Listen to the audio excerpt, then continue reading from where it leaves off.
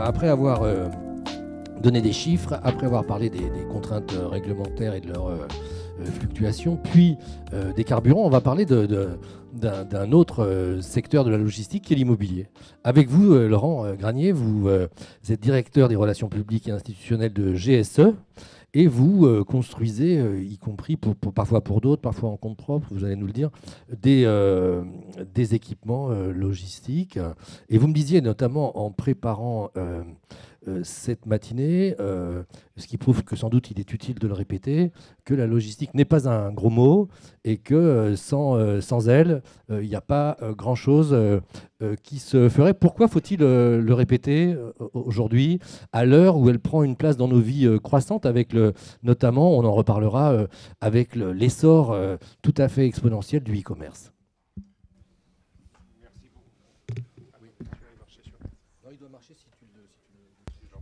Ça marche.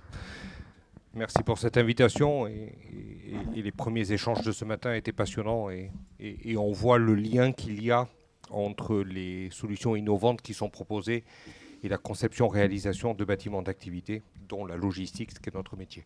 Pourquoi faut le répéter? Parce que c'est un ennemi facile, la logistique. Ça consomme du foncier, ça crée du carbone. Et ça crée peu d'emplois. C'est souvent comme ça qu'on décrit la logistique. Et on a tort de la décrire comme ça. Et je suis un fervent défenseur, pas uniquement parce qu'on réalise des bâtiments logistiques, mais parce que s'il y a de la production et qu'il n'y a pas de logistique, ça ne sert à rien de faire de la production. Donc il faut qu'une chaîne économique soit complète. Il faut de la production, du stockage, de la distribution, de la commercialisation. Et dans les logistiques de développement urbaine, il faut admettre chaque segment de la chaîne de valeur. Et vous me disiez aussi que c'est un secteur qui, à votre vue, souffre d'un manque de définition précise de ses attendus, de ses prescriptions, et du coup d'une gouvernance aussi un petit peu absente. Expliquez-nous pourquoi vous dites ça. Alors effectivement, je disais ça particulièrement de la logistique urbaine. Autant la logistique aujourd'hui est très réglementée, on le sait tous, très normée. C'est un produit reproductible, processé, et ça a probablement contribué à la performance de la logistique, à la fois de la performance d'exploitation. Je ne sais pas si les exploitants qui étaient là ce matin sont encore là, mais Jonathan Seban pourrait le dire, mais également à la performance économique du produit. Par contre, la logistique urbaine, je ne sais pas la définir. Je vois beaucoup de choses derrière ce terme, beaucoup d'exemples et de contre-exemples. J'entendais ce matin l'exemple, et on pourra y revenir, de la livraison en vélo du dernier kilomètre. Ça veut dire que la logistique urbaine, il faut la placer à un endroit où on peut desservir à partir de vélo. Et les exemples que je vois de logistique urbaine en Ile-de-France, ils sont plutôt du côté de Roissy. Donc, ils ne peuvent pas atteindre Paris en vélo. Donc voilà, qu'est-ce que c'est que la logistique urbaine? Si on arrivait à le définir ensemble, tous ceux qui sont concernés, ça permettrait certainement de mettre un produit derrière, et si on met un produit, on gagnera en performance et on améliorera le bilan carbone. Alors comment vous, GSE, vous contribuez, vous inscrivez dans cette trajectoire? Est-ce que on parlera de Green Dock tout à l'heure, notamment avec Antoine Berbin d'Aropaport. Comment vous inscrivez dans cette trajectoire de décarbonation? Est-ce qu'il faut des entrepôts à étage? Est-ce que c'est une bonne solution? Alors on a été montré du doigt tout à l'heure en disant que le bâtiment, c'est effectivement un mauvais contributeur. Alors, on a mis dans nos axes de développement aussi parce qu'on est société à mission et donc on a accepté d'être pénalisé sur des mauvais résultats. Dans le bâtiment, d'abord, il y a trois choses. Le choix de matériaux innovants, c'est l'élément certainement qui est le plus contributeur. Avec des bétons bas carbone, avec des matériaux biosourcés, avec des matériaux géosourcés. Ça, c'est certainement la meilleure contribution que le secteur du bâtiment en général et nous en particulier. Et dans ce sens-là, on a rendu les dallages bas carbone obligatoires dans nos réalisations. La deuxième chose, c'est l'efficacité énergétique du bâtiment.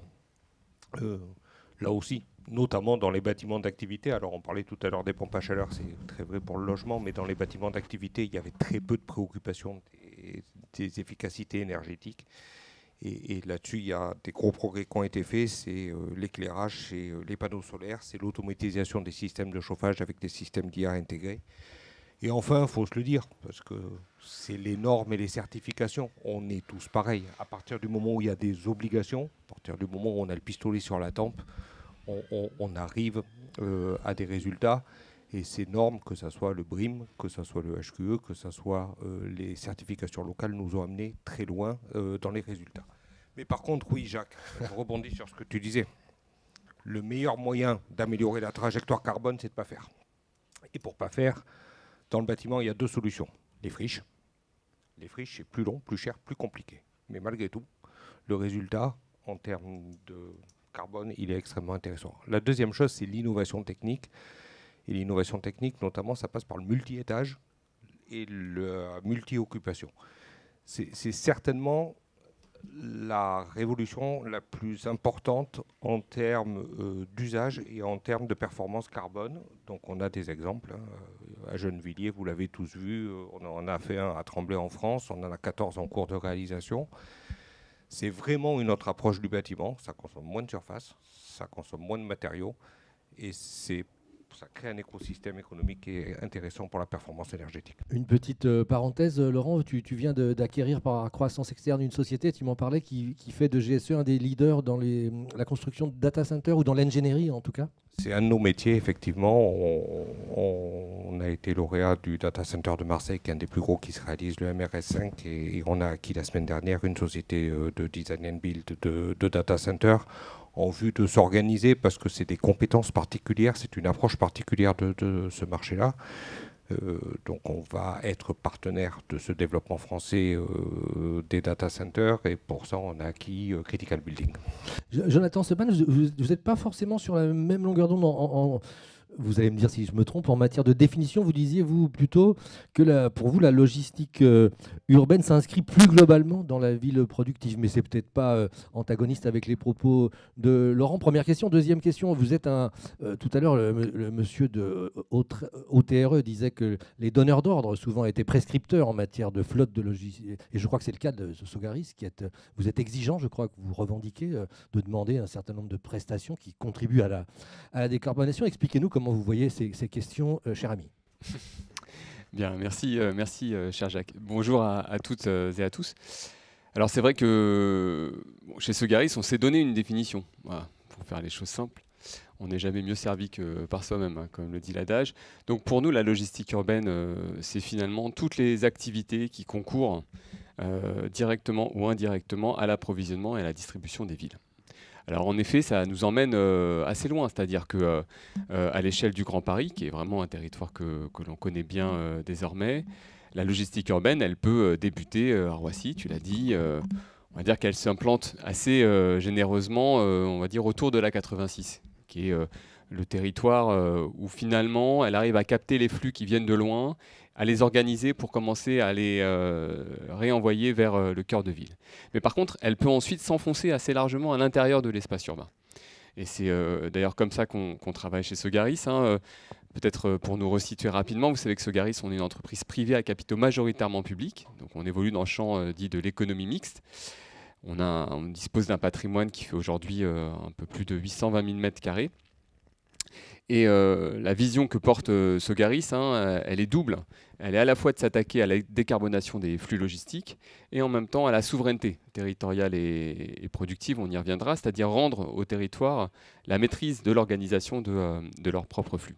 Alors pour revenir au sujet de la décarbonation, au fond il y a 3 leviers essentiels.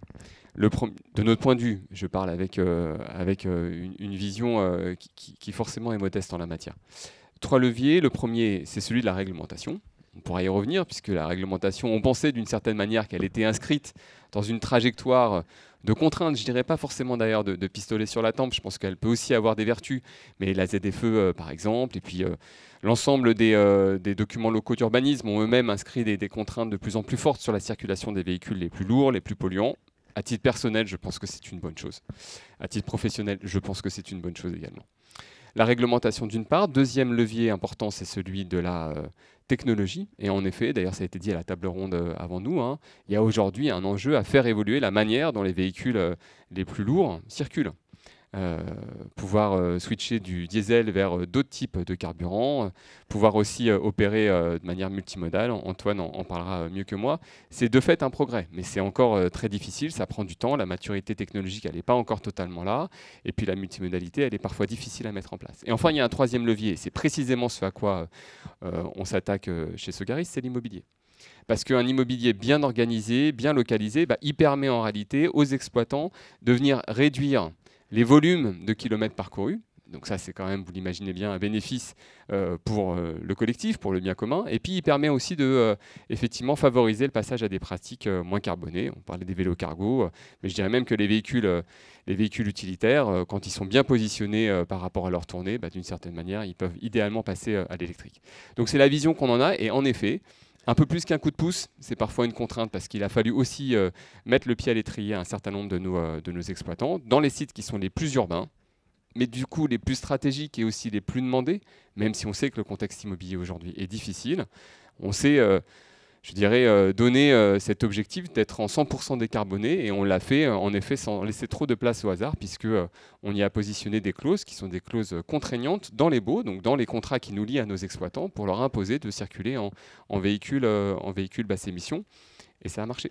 Et ça a marché jusqu'à présent. On ne s'est pas retrouvé dans la difficulté à trouver des exploitants qui n'épousent pas cette stratégie. Et je pense qu'on est pleinement dans notre rôle, c'est-à-dire à la fois démontrer que des pratiques différentes sont possibles, d'en accompagner l'émergence, et en même temps d'être accompagnant pour nos propres clients, en réponse à leurs besoins et, je dirais, localisation des sites les plus stratégiques pour eux. La bonne chaîne, c'est des immenses entrepôts à 100 km de Paris, des entrepôts moyens d'atomisation des flux au périmètre de la petite couronne, et puis des petits entrepôts de dispersion en véhicules électriques en ville, dans Paris. C'est la chaîne qui se généralise ? Alors oui et non. On a tous envie de dire oui parce que évidemment que la vision des poupées russes est d'une certaine manière un biais cognitif assez simple finalement pour imaginer la manière dont peut fonctionner idéalement la logistique. La réalité elle est quand même un peu différente. Elle est différente pourquoi ? D'abord parce que la logistique, ça reste, on dit la logistique, mais c'est en réalité une réalité qui est extrêmement diverse en fonction de la nature des marchandises dont on parle. Donc toutes les marchandises n'ont pas les mêmes circuits de distribution. Les marchandises à haute valeur ajoutée, elles arrivent par Roissy. Au niveau de Roissy, elles sont triées. Elles repartent ensuite vers des entrepôts qui sont détenus par celles et ceux qui opèrent pour le compte des chargeurs. Et ils ne sont pas toujours à côté de Roissy, contrairement à ce qu'on peut imaginer. Ils sont retriés, ils sont réexpédiés à divers endroits. Donc en réalité, il y a une forme de déperdition et de désoptimisation qui est assez forte pour, je dirais, le fonctionnement des circuits logistiques. Ça, c'est un premier élément. Deuxièmement, on voit aussi que un des enjeux aujourd'hui, pour certains types de marchandises, c'est de pouvoir réinstaller des circuits plus courts. La réindustrialisation, c'est une démondialisation. C'est le retour à un moment donné de la production dans des espaces qui sont des espaces de proximité des grands bassins de consommation, pour pouvoir précisément réduire le nombre d'entrepôts, en tout cas le nombre d'éléments, les nombres de maillons qui séparent la production jusqu'à l'utilisation ou à la consommation. Et enfin, dernière chose, il faut réduire au maximum le nombre de maillons parce que c'est aussi comme ça qu'on arrive à trouver une forme d'optimisation. Donc moi, je fais partie de ceux qui, d'une certaine manière, distinguent pas caricaturalement la logistique urbaine qui serait un peu la logistique vertueuse de la logistique extérieure. Tout ça est un tout. Et il faut l'admettre et il faut essayer de comprendre la transformation de cette chaîne-là dans son ensemble. Mais il faut aussi admettre que cette chaîne, elle est aujourd'hui génératrice d'énormément de nuisances. Qu'on le veuille ou qu'on ne le veuille pas, c'est vrai. Et le nier, à mon sens, c'est ce qui crée aussi une forme d'aliénation d'un certain nombre d'acteurs vis-à-vis du reste de leur écosystème, notamment des habitants et des territoires. Et il faut de fait se dire que le modèle de cette logistique urbaine, qui est sans doute une logistique un peu plus vertueuse dans ses pratiques, doit réussir à inspirer le reste de la chaîne. Et ne faudrait-il pas, à vos yeux, vous n'êtes pas parlementaire, mais... c'est une situation dangereuse, de toute façon, de l'être aujourd'hui. Et sur la nécessité de jouer sur les taxes. Enfin, on se souvient, à l'époque de l'inauguration de Chapelle Internationale, qui est embranchée fer, mais où le train n'arrive pas, je crois, aujourd'hui, notamment parce qu'on pourrait penser que c'est parce que les externalités négatives de la route ne sont pas valorisées et que, dans un monde idéal, chacun paierait sa part de façon à favoriser la décarbonation. Vous êtes un expert de ces questions. Qu'est-ce qui pourrait aider, finalement, au niveau du nerf de la guerre, qui est les finances de tout ça, à ce stade ? Juste un mot hein, sur Chapelle International. Vous avez prononcé le mot, donc je me dois de répondre. Non, mais déjà, c'est un projet magnifique. Moi, j'insiste là-dessus, parce qu'on est tous focalisés sur le fait qu'il n'y a pas de train. Attention, c'est un bâtiment qui fait 45 000 m², donc qui permet en fait de venir réintégrer la logistique urbaine et l'activité productive, puisqu'il y a aussi du commerce professionnel dans cet endroit-là, et qui notamment permet de le faire de manière totalement décarbonée. Il est vrai qu'on n'a pas réussi à faire venir un train. Pourquoi? Alors pas tellement pour la raison des taxes. On a effectivement au début demandé à ce qu'on puisse, d'une certaine manière, aider l'amorçage de ce bâtiment, en notamment lui évitant d'aller payer des taxes indues en l'espèce, puisqu'il paye les taxes liées au fait que le bâtiment est couvert. Il est couvert pour évidemment limiter les nuisances par rapport aux habitations tout autour. Mais de fait, imaginez qu'il est plus taxé que les terminaux ferroviaires qui, eux, sont non couverts, parce qu'ils évoluent dans des ports, par exemple, ou dans des espaces qui sont des espaces industriels. Et nous, ça nous semblait quand même finalement assez peu cohérent avec l'intuition. Mais je dirais qu'on n'aura pas eu gain de cause là-dessus. Ce qui aura fait qu'on n'a pas eu de train, c'est pas tellement ça. C'est le fait qu'on est face à un système ferroviaire saturé et à un gestionnaire d'infrastructure qui considère que sa priorité absolue, et on ne peut pas tellement lui en vouloir là-dessus, elle est celui du transport de voyageurs et non pas du transport de marchandises. Et donc, il bloque aujourd'hui l'accès au terminal parce qu'il considère qu'il n'y a pas de sillon disponible. Pour autant, on peut être assez convaincu, en tout cas c'est mon cas, que dans une vision de long terme, et en tant qu'acteur de l'économie mixte, on est un acteur de l'intérêt général, donc inscrit dans le long terme, ces bâtiments-là sont absolument indispensables parce qu'ils offrent des opportunités. Et pour répondre un peu directement à la question, je ne sais pas s'il faut à un moment donné davantage taxer les opérateurs. J'en suis objectivement pas convaincu. Enfin, en fait, je pense que ce n'est pas une bonne idée. Pourquoi? Parce que la logistique reste une activité à marge faible. C'est une activité qui se transforme aujourd'hui assez rapidement, sans doute plus vite d'ailleurs qu'on l'apprécie nous-mêmes. Pourquoi? Parce qu'elle est tractée par des pratiques de consommation qui, elles, sont très, très intégrées à la dimension numérique, à la pratique des jeunes générations.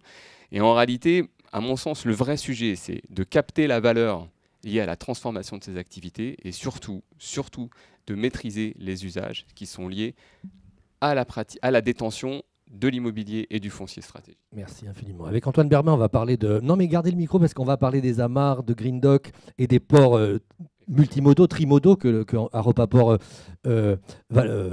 promeut. Mais vous, Jonathan, les amarres, c'est un projet dites-nous-en un mot au vu de la Sogaris, parce que c'est un projet dont vous êtes le maître d'ouvrage, si je ne dis pas de... Alors, on est maître d'ouvrage, mais pas que nous, en fait. C'est une société que l'on porte aujourd'hui avec Aropa Porte de Paris. Hein. On est ensemble dans cette grande aventure. Les amarres, mais Antoine pourra également compléter. Donc c'est le fruit d'un concours qui a été porté par Aropa et par la ville de Paris, que Sogaris et ses partenaires ont eu vraiment le plaisir de remporter. Il prévoit quoi? Il prévoit la transformation de deux anciens magasins généraux situés sur la Seine, donc sur le port d'Austerlitz, au niveau juste à côté de la cité de la mode. On les transforme pour leur redonner finalement leur usage originel, c'est-à-dire les tourner vers des pratiques qui sont des pratiques industrielles et productives, à ceci près qu'on est parti de ce qui existait déjà, à la fois sur le plan du bâtiment, on vient le transformer, mais vraiment respectant ce qu'est l'identité de ce lieu, et aussi je dirais, faisant droit à une installation pérenne de Aurore, qui est aujourd'hui une association qui opère un accueil de jour sur le site, et qu'on va du coup pérenniser dans les amarres dans sa configuration future. Donc pour faire très court, c'est à peu près 2000 m² logistique urbaine qui réactive du coup le lien au fleuve, 1000 m² dédiés à Aurore et 3000 m² d'activité par ailleurs, dans lequel Sogaris s'y positionnera ses bureaux. On a un certain nombre d'autres acteurs qui sont présents. Vous avez à peu près 70% aujourd'hui du bâtiment qui est d'ores et déjà réservé. J'ajoute qu'on vient aussi remanifier finalement l'accès à la Seine au niveau de la toiture, puisqu'on va réinstaller un restaurant, en tout cas un lieu de divertissement et de destination, pour faire en sorte que ce site, il propose une mixité d'usages avec, vous le voyez, de l'économie sociale et solidaire, du divertissement, du bureau, de l'activité productive, qui démontre que sur des sites éminemment stratégiques comme cela, on doit pouvoir faire mieux que simplement des activités qui sont des sites qui sont mono-orientés.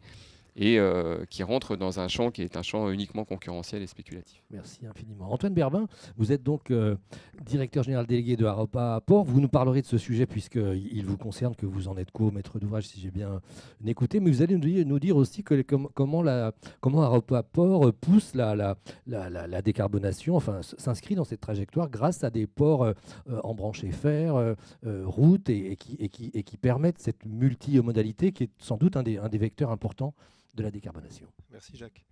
Moi, je vais vous parler un peu de tout ça et je vais vous parler aussi d'entrepôt à étage. Ça a été introduit tout à l'heure par mon voisin de droite. Oui, donc un entrepôt à 4 étages. À 4 étages. Et j'aime beaucoup, et merci pour cette invitation, au 19e étage de l'Arche pour parler d'un modeste entrepôt à étage de 4 étages qui fait parfois un peu polémique. Mais c'est pour montrer qu'effectivement, on est à une étape où cette question de la densification de la logistique dans la métropole du Grand Paris est à l'ordre du jour parce que c'est une solution. Une solution à l'enjeu premier qui est le nôtre, qui est la décarbonation de la logistique. Je rappelle que l'objectif, on peut l'écrire, on peut le clamer, c'est 0 émission nette de CO2 en 2050 pour la logistique.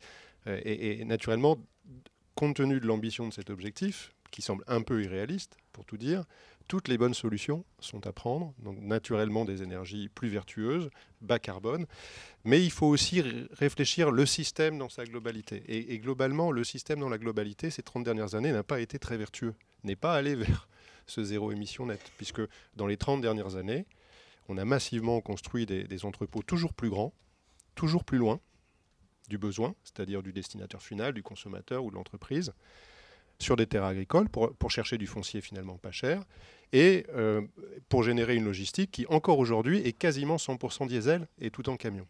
Donc ça c'est le modèle de ces 30 dernières années. Et je pense qu'aujourd'hui c'est vraiment un anti-modèle, pour dire les choses simplement. Ce n'est pas un modèle sur lequel on peut fonder cet objectif de façon crédible, cet objectif de zéro émission nette en 2050 pour la logistique. Et donc nous promouvons des solutions qui sont accessible pour participer à cet objectif, sans nouvelles, je dirais, technologies, même si toutes les bonnes nouvelles technologies, tous les nouveaux carburants sont bons à prendre. Il y a quelque temps, on présentait l'hydrogène comme la solution ultime. Moi, j'avais décidé d'accueillir une station hydrogène sur le port de Gennevilliers. Le promoteur de ce projet a décidé de résilier son contrat parce qu'il n'a pas trouvé de client. Donc, l'hydrogène, aujourd'hui, n'est absolument pas mature pour le transport, la mobilité lourde. Ce qui pouvait apparaître comme une solution magique, une énergie décarbonée, produite avec de l'électricité bas carbone, en fait, à ce stade, n'est pas accessible. Donc le sujet, c'est quelles sont les solutions utilisables dès maintenant, sans attendre les nouvelles technologies. Et pour nous, un des objectifs d'abord, ça a été dit, c'est de construire les entrepôts sur des espaces déjà artificialisés. Donc il faut utiliser des friches, il faut utiliser les espaces logistiques déjà existants, mais densifiés. Donc voilà, monter en étage. Et ce qui oblige finalement les promoteurs de ces projets, les maîtres d'ouvrage, à s'adapter aux fonciers disponibles.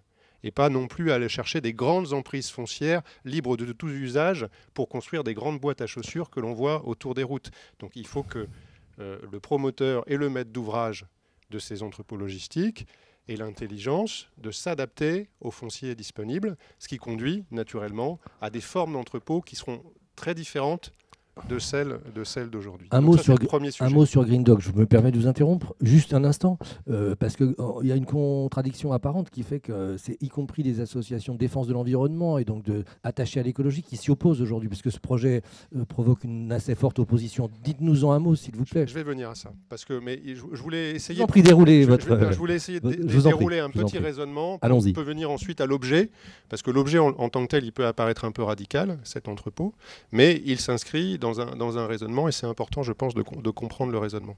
Donc d'abord, il faut que les entrepôts s'adaptent aux fonciers disponibles et pas le contraire. Et deuxième chose, il faut effectivement se mettre en situation d'utiliser d'autres modes de transport que la route. Et donc le fluvial et le ferroviaire qui sont d'ores et déjà des modes de transport massifiés bas carbone. Donc ça nous conduit, effectivement, à mettre en valeur ce que sont les atouts de la métropole pour réaliser cet objectif de décarbonation de sa logistique, que sont les ports intérieurs, les ports de Gennevilliers, les ports de Bonhomme. Il y a d'autres espaces logistiques très bien placés, comme ceux de la Sogaris, qui sont des atouts fondamentaux parce que ce sont des espaces multimodaux, proches du besoin, proches du destinataire final. Et c'est donc sur ces espaces qu'il faut densifier aujourd'hui la logistique. Et c'est ce qui nous conduit à accueillir le projet Green Dock sur le port de Gennevilliers, comme on a accueilli en 2018 un premier entrepôt à étage qui était porté par Velog, sur un peu plus de 50 000 m² et qui aujourd'hui est rempli par Ikea et par Leroy Merlin. Ikea, par ailleurs, qui livre l'agglomération parisienne en utilisant le fleuve, donc avec un souci de mise en application de ces chaînes logistiques vertueuses et bas carbone jusqu'au cœur de l'agglomération parisienne. Et sur un terrain en bail à construction, en plus. Sur un terrain en amodiation. Ah, Voilà, puisqu'on est sur Alors nous, la particularité de notre modèle, c'est que les terrains que l'on gère sont des terrains du domaine public. Donc il reste propriété de notre établissement qui est lui-même propriété de l'État. Et on choisit les projets via les appels à projets, des mises en concurrence, pour permettre à tous ceux qui ont un projet à faire valoir de bénéficier de ces terrains. Et nous, on essaye de choisir avec des critères qui ont été prédéfinis les meilleurs projets. Donc, c'est ce qui nous a Avec des conduit, beaux amphithéotiques. avec des conventions d'occupation temporaire. Mais c'est un sujet de droit, c'est un contrat administratif voilà, spécifique, mais qui tourne très bien. Je reviendrai dans le détail s'il y a des questions. Donc c'est cette démarche qui nous a conduit à choisir Green Dock, qui est un projet donc, qui sera en enquête publique dans quelques jours, du 15 octobre au 14 novembre prochain, qui est porté par un promoteur qui s'appelle Goodman, qui est un promoteur australien. Qui va donc investir 200 millions d'euros dans un projet qui représente 90 000 m², 80 000 m² d'entrepôt, 10 000 m² de bureaux associés à la logistique, qui singulièrement s'inscrit sur un espace qui est déjà totalement artificialisé. Je ne sais pas s'il y a un visuel. Vous n'avez pas de visuel? Non? Si ou pas? Si. Peut-être. C'est brilleux les visuels. Ah voilà. Ah bah, le voilà. Enfin, on n'en voit qu'un bout. Parce Ça qu'il est grand. c'est le futur. Oui, c'est le futur. Ouais. Donc, on avait cette grande parcelle qui était assez longue, 600 mètres de long, pas très profonde, en bord de Seine, et qui était occupée par des entrepôts, d'ores et déjà, 100% artificialisés, des entrepôts voilà, qui ont une certaine histoire, qui remonte aux années 30, 40, 50, 60, 70, donc un ensemble assez obsolète. Et la question, c'était réhabilitons-nous cet ensemble ou laissons-nous place à une nouvelle forme d'entrepôt. Et donc, on a choisi ce projet qui consiste à élever la taille en la doublant à peu près, la hauteur de l'entrepôt, occuper l'ensemble de la parcelle qui fait à peu près 6 hectares, pour y construire donc 80 000 m², donc avec un COS pour les urbanistes de 1,5, donc une forme de densification qui s'apparente finalement à la densification qu'on a connue pour l'habitat. Et les marchandises dont on parle, c'est bien les marchandises des habitants, en fait. Donc voilà. Alors après, ce projet qui est porté par Goodman, ça serait à eux d'en parler finalement. Mais nous, on a fait attention à prendre le meilleur projet possible dans ce contexte-là. Et donc, c'est un projet, par exemple, qui utilise toutes les techniques possibles pour son bilan carbone et son bilan énergétique. Et notamment, il produit plus d'énergie qu'il en consomme. Il produira plus d'énergie qu'il en consomme. Si on met de côté la recharge électrique des véhicules de livraison qui elle-même est très énergivore en électricité, mais pour la vie du bâtiment, le bâtiment produira plus d'énergie par ses panneaux photovoltaïques, par ses pompes à chaleur, par la géothermie. Voilà, il restituera une partie du foncier, il n'était pas très grand, 6 hectares, en le désimperméabilisant, donc on gagne à peu près 1 hectare. Il inclut aussi son propre ponton fluvial pour les livraisons urbaines dans Paris. Et naturellement, il s'appuie sur toutes les fonctions multimodales du port de Gennevilliers pour son approvisionnement, qu'elles soient fluviales ou ferroviaires.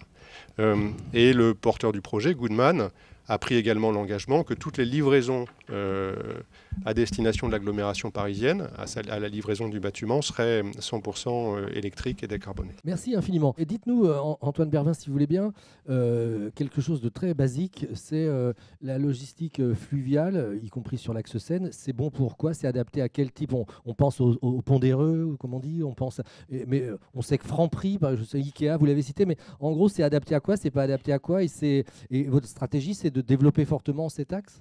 Oui, alors le transport fluvial est un mode de transport bas carbone. Hein. À chaque fois qu'on arrive à prendre une tonne de marchandises à la route et qu'on la bascule sur la voie d'eau, on baisse au minimum les émissions de CO2 de 60% en lien avec le transport de cette marchandise. Donc on a un objectif collectif à mettre plus de marchandises sur la voie d'eau. C'est d'ores et déjà un mode de transport très efficace pour tous les pondéreux, et notamment pour le secteur de la construction. C'est pour ça notamment qu'on réalise un nouveau port dédié au secteur de la construction à la confluence de la Seine et de l'Oise, qui s'appelle Port Seine Métropole Ouest, et dont les travaux ont démarré il y a une quinzaine de jours. À Achères ? Oui, dans la plaine d'Achères. Et la première phase de ce port sera livrée en 2027. Donc c'est très efficace pour tout ce qui est pondéreux. Mais encore faut-il que les activités qui utilisent ces pondéraux soient bord à voie d'eau pour éviter les trajets, les pré-postes acheminement routier qui viennent renchérir les coûts logistiques. Et c'est pour ça que les centrales à béton, les silos à ciment, c'est pour ça aussi que les silos à céréales sont bord à voie d'eau pour justement optimiser encore l'utilisation de cette logistique fluviale pour les pondéreux.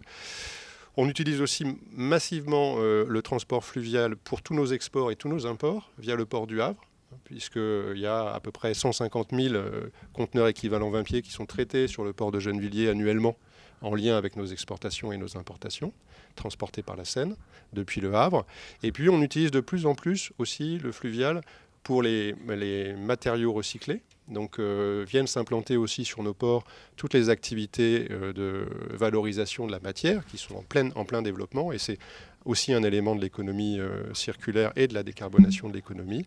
Et enfin, on utilise aussi de plus en plus le transport fluvial, y compris pour la logistique urbaine, pour rentrer dans Paris et enlever des camions à l'entrée de Paris. Et c'est ce que fait Ikea et Franprix depuis maintenant quelques années. Et on continuera à développer ce type de projet avec de nouveaux acteurs dans les mois qui viennent. Merci infiniment. Y a-t-il des questions, monsieur, s'il vous plaît? On se connaît bien avec Antoine Galvray parce que ça fait longtemps qu'on travaille sur Green Dog. Je voudrais juste faire deux précisions par rapport à ce projet. Je me représente, oui, Francis Ourdon, Association Environnement 93, et toujours dans le réseau France Nature Environnement. En fait, la situation d'utiliser les 400 hectares d'Aropa pour ce type d'entrepôt est tout à fait une excellente chose. Par contre, l'emplacement est tout à fait inadapté. Je voudrais juste dire deux choses par rapport à ça. C'est qu'il est actuellement... de toute façon, l'enquête publique va démarrer le 15 octobre, comme vous l'avez dit, mais le dossier est déjà disponible, donc tout le monde peut le consulter et puis juger à pourquoi nous, on est contre ce projet. Je voudrais juste dire deux choses par rapport à ça. Il y a actuellement sur cette pointe d'Aropa un projet qui est en cours aussi en enquête publique, c'est SOGEP, qui agrandit son stockage de pétrole, ce qui là aussi peut poser question. Et puis il y a également le projet du SICTOM sur le méthaniseur au bout. Et en fait, il y a là aussi du transport par voie fluviale et sur la DARS 6, que vous appelez la DARS 6 Nord. Mais en fait, sur cette DARS, en fait, on va utiliser 3 péniches par semaine. 3 péniches par semaine. Alors que sur Green Dog, vous dites que vous allez utiliser la Seine pour simplement 15, peut-être à 20% de transport fluvial. Bon, alors on se pose la question, et de toute façon, et ce sera limité, on ne pourra pas aller plus loin. Donc nous, ce qu'on dit, c'est que d'un côté, la hauteur est quand même inacceptable, et de l'autre côté, la voie fluviale, elle est trop limitée pour répondre aux enjeux de la décarbonation. Merci d'être là, parce que ça fait longtemps qu'on n'avait pas parlé ensemble. Ça fait au moins quelques mois. Moi, je suis souvent confronté, pour tout vous dire, à des gens qui expliquent que la voie d'eau n'est pas la solution et que le port ferait mieux d'être ailleurs qu'à côté de chez eux. Et tout mon travail, c'est de trouver des solutions pour rendre les choses les plus acceptables, parce que je suis convaincu que la voie d'eau est une solution. Quand vous voyez passer un bateau de transport, un bateau fluvial de transport de conteneurs avec 200 conteneurs, c'est 200 camions que vous voyez passer, et je vous assure, vous prenez du plaisir à voir passer ce bateau quand vous vous promenez en bord de Seine. Il n'y a pas de bruit, c'est assez paisible, ça semble avancer tranquillement, mais c'est bien 200 camions que vous voyez passer. Et donc, et c'est aussi pour ça qu'il y a assez peu de bateaux sur la Seine, parce qu'il y a un effet de massification qui est extrêmement colossal. Et donc, il n'y a pas besoin de beaucoup de bateaux en plus pour éliminer beaucoup de camions. Donc, de notre point de vue, on n'a pas trop d'espace portuaire en Île-de-France, on manque d'espace portuaire en Île-de-France, et il nous faut bien, et encore plus, utiliser l'ensemble des 400 hectares du port de Gennevilliers, y compris l'emprise actuelle de Green Dock. Nous, on a fait le choix de maintenir des entrepôts sur cette parcelle et de privilégier les activités finalement les moins impactantes pour les riverains. À cet endroit-là, on aurait pu faire un choix très différent, choisir des activités du BTP ou choisir des activités bruyantes. Et on a choisi des activités qui vont se dérouler à l'intérieur d'un bâtiment. Et ça va grandement, je pense, contribuer à maîtriser les nuisances liées à ce bâtiment. Donc nous, on est convaincus d'avoir fait les meilleurs choix possibles dans un objectif qui est assez simple, hein, qu'on peut partager ou pas, qui est de réellement décarboner la logistique de la métropole du Grand Paris. Ce projet, il est porté par son maître d'ouvrage, donc naturellement, il a fait toutes les études nécessaires à une enquête publique qui se déroulera à partir du 15 octobre. Et dans ces études, vous trouverez son bilan carbone notamment.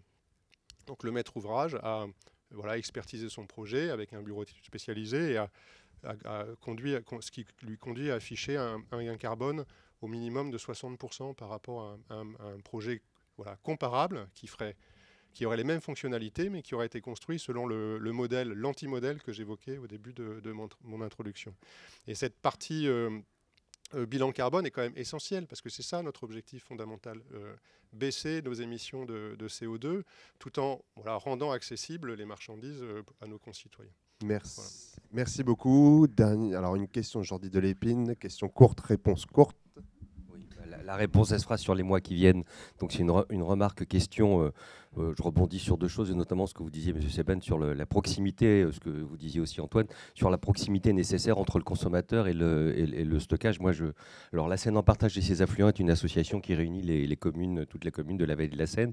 Et depuis quelques mois, j'insiste énormément sur la notion de logistique urbaine fluviale. Et alors pour le coup, je ne pensais pas dire ça, mais je vis sur un bateau et le Bosphore et tous ces autres bateaux avec entre 100 et 200 poids lourds, on les voit passer tous les jours et effectivement on parle de décarbonation. Je voudrais juste rebondir sur un journal de France 2 hier qui m'a fait sursauter, et il faut qu'on effectivement se batte contre ces a priori, qui était fier de visiter à Marseille le nouveau cargo qui a été fabriqué en Turquie, cargo à voile, et qui concluait par ça tombe bien parce que le transport maritime est le plus polluant au monde. Donc je voudrais bien qu'on rappelle aussi que le transport fluvial, lui, est le moins polluant, effectivement, qu'on puisse avoir, et il a un certain nombre de vertus. La question, mais la réponse viendra dans les mois qui viennent, c'est comment est-ce qu'on peut développer plus, effectivement, la logistique urbaine fluviale pour les villes moyennes, effectivement. Et je pense qu'on aurait pas mal de vertus, mais c'est vraiment un travail à mener avec les communes. Voilà. Merci. Dans cet échange, la temporalité me semble un élément important. On est en train de réaliser au bord de l'Oise une entreprise, une usine, qui à terme envisage de déplacer 100% de sa matière première en péniche. Mais à terme, c'est dans 15 ans. Et entre-temps, il faut penser à un bâtiment qui soit à la fois adapté à de l'apport camion et qui à terme pourra s'adapter à de l'apport fluvial. Ce qui n'est pas du tout la même chose en termes de conception d'un bâtiment. Donc là où on peut aider les entreprises, les exploitants, c'est en accompagnant cette temporalité et cette progression de l'utilisation du fluvial. Et on a beaucoup de sujets, nous, sur le fluvial actuellement. Merci à tous, on peut vous applaudir.